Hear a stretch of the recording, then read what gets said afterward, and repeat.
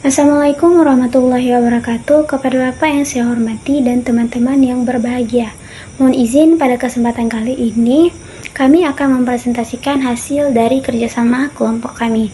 Di sini ada saya sendiri Ferawati dan teman saya Nela Faiza. Nah, yang akan kami bahas di sini yaitu salah satu model pengembangan kurikulum, yaitu top down. Model top down ini perlu kita garis bawahi bahwa semua kebijakan dan keputusan berasal dari tingkat pusat, lalu baru diterapkan ke sekolah. Nah, langkah-langkahnya ada 6. Yang pertama, perumusan kebijakan di tingkat pusat. Semua hal diatur oleh pusat. Pemerintah atau lembaga pendidikan pertama-tama menetapkan dulu arah kurikulum. Tujuan pendidikan serta standar nasional yang harus dicapai. Kemudian baru penyusunan kerangka kurikulum, yang dimana hal tersebut juga ditentukan oleh pemerintah atau lembaga pendidikan.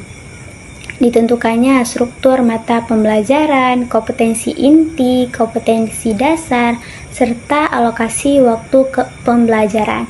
Setelah penyusunan kerangka kurikulum selesai, baru pengembangan perangkat kurikulum.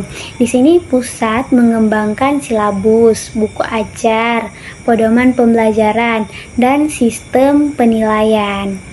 Nah, setelah itu selesai, baru langkah keempat disosialisasikan ke daerah dan sekolah. Di saat kurikulum sudah disusun, kemudian baru disampaikan yang pertama kepada dinas pendidikan, kemudian disampaikan kepada kepala sekolah. Setelah itu baru disampaikan kepada guru melalui pelatihan dan workshop. Yang kelima yaitu implementasi di sekolah. Nah, di sini di saat kurikulum yang telah disusun sudah tersampaikan kepada guru, barulah sekolah melaksanakan kurikulum sesuai dengan pedoman yang telah ditetapkan dan menyesuaikan dengan keadaan sekolah. Yang keenam yaitu monitoring dan evaluasi. Setelah kurikulum ini diterapkan di sekolah, baru pemerintah melakukan pengawasan dan evaluasi untuk melihat sejauh mana efektivitas kurikulum ini dilaksanakan. Nah, contoh konkret dari langkah-langkah pengembangan kurikulum top down ini, yang pertama kan pusat menetapkan kebijakan kurikulum. Contohnya di sini pemerintah menentukan bahwa siswa harus belajar tentang hidup bersih dan sehat contohnya, atau siswa harus belajar tentang budaya yang ada di Indonesia. Nah, setelah itu baru langkah yang kedua, pusat menyusun kurikulum.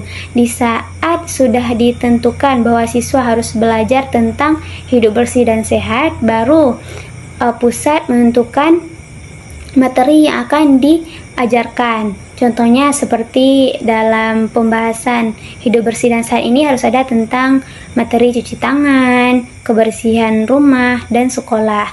Setelah itu telah ditetapkan, baru pusat menyediakan perangkat, mencetak buku tematik, mode ajar, serta soal latihan. Setelah pusat menyediakan perangkat, baru disosialisasikan ke sekolah. Itu dengan cara guru diikutkan pelatihan dan menerima panduan. Nah, langkah yang kelima ini dilaksanakan di kelas.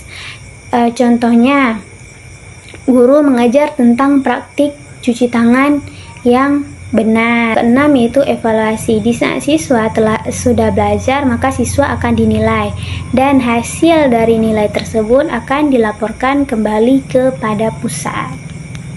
Selanjutnya saya akan menjelaskan tentang model CAM. Model CAM adalah model pengembangan pembelajaran yang fleksibel, artinya tidak harus dilakukan secara berurutan dari awal sampai akhir. Guru bisa memulai dari bagian mana saja sesuai kebutuhan pembelajaran.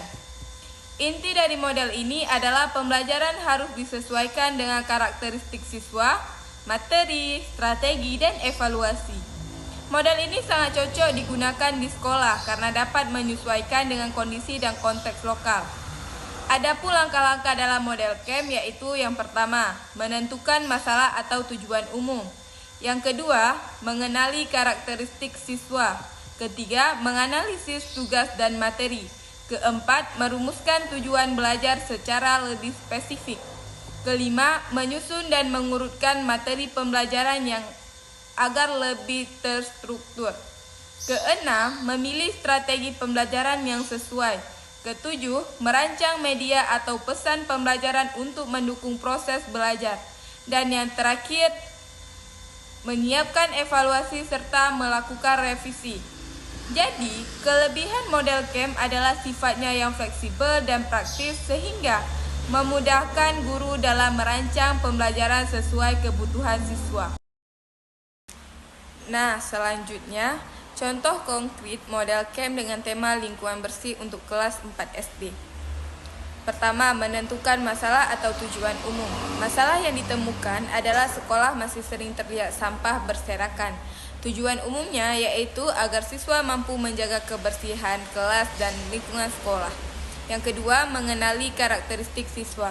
Siswa kelas 4 SD biasanya lebih suka belajar melalui praktik langsung dan kerja kelompok. Contohnya, siswa diajak memungut sampah bersama agar pembelajaran lebih menarik. Yang ketiga, analisis tugas dan materi.